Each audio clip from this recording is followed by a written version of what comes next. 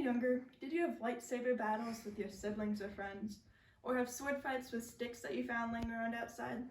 Do you sometimes wish that you can still swing pointy objects at people without getting in trouble? Well, the good news is you can. Fencing is a fun and easy sport, and it is good for all ages. Fencing has been a part of the modern Olympics since the beginning. In the membership section of the website usafencing.org, last updated in 2020, there are 40,000 fencers with a membership in the US. There are 3 styles of fencing: foil, saber, and epee. In epee fencing, you can only score a touch with the tip of your blade. In other words, you can only stab and not slash. In addition, in epee fencing, the whole body is the target. Hello, my name is Ashley Terosian, and today I'll be teaching you how to epee fence.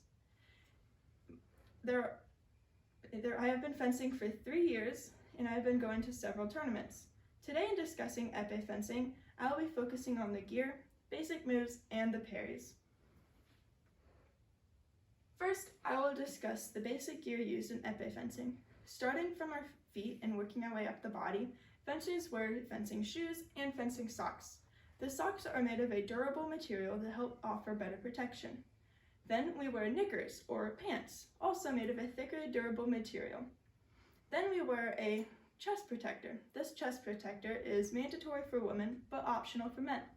It is a plastic chest covering that helps protect our breast area. Over that, we have a plastron.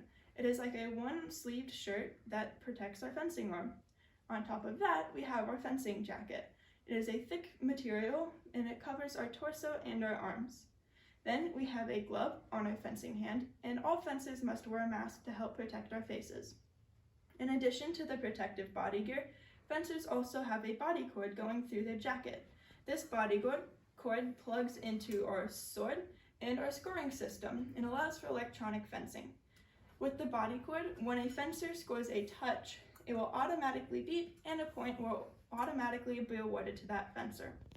Now that I have discussed the gear, let's move on to the basic moves.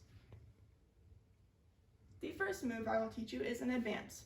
To do this, you start in an on-guard position with your feet slightly apart, knees bent, and your arm held up like this.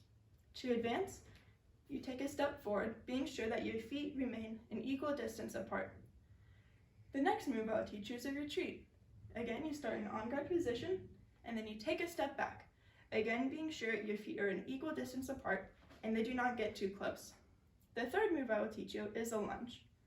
In order to lunge, you start in an on-guard position, extend your blade, push off of your front foot into a lunge, with this back arm extended to help keep your balance. When you lunge, be sure to remain centered and upright. You do not want to lean too far forward, otherwise you'll lose your balance and it'll be hard to recover. Once you are fully extended, release your back foot by bending your knee and push off of it and back into on-guard position.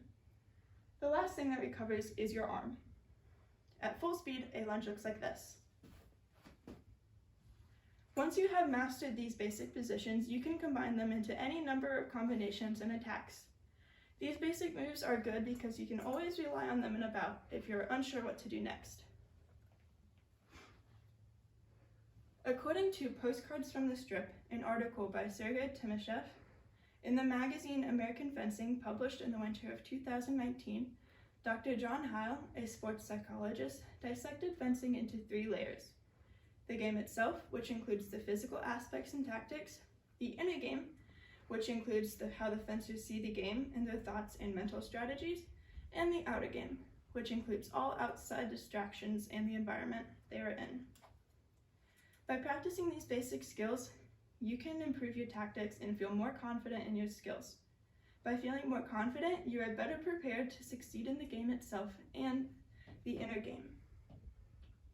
Finally, I will discuss the basic parries used in epee fencing. Parries are moves that are used to block an attack or to move your opponent's blade out of the way. To demonstrate, I will need a volunteer. The first parry that I will show you is called Parry 4.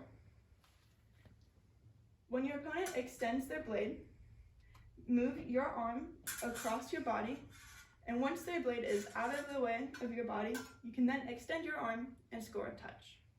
When you parry, be sure to keep the movements small and not over-exaggerate them. The second parry I will show you is called the parry 6. Again, once your opponent extends their blade, move your arm, this time out to the outside of your body. Once their blade is out of the way, you can then extend your arm and score a touch. The third parry I will show you is a circular 4.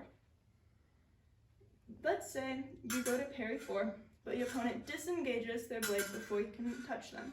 You can then move their blade again by making a small circular movement around their blade, move your arm across your body, and then extend to score a touch. At full speed, a circular 4 looks like this. You disengage. The next parry that I will show you is called a circular 6. Again, your opponent may disengage their blade, then you make a small circular motion around their blade, this time moving your arm outside of your body and extending once their blade is out of the way. At full speed, it looks like this. They disengage, and you extend. In conclusion, today in discussing epee fencing, I have focused on the gear, basic moves, and parries. Fencing is a fun and easy sport to learn. It is great for all ages, and it is good for those who wish to fence competitively. It is also good for those who prefer a more leisurely approach and wish to just fence recreationally. Now that you know these basic epee skills, go out and have fun battling and beating your friends in a lightsaber battle.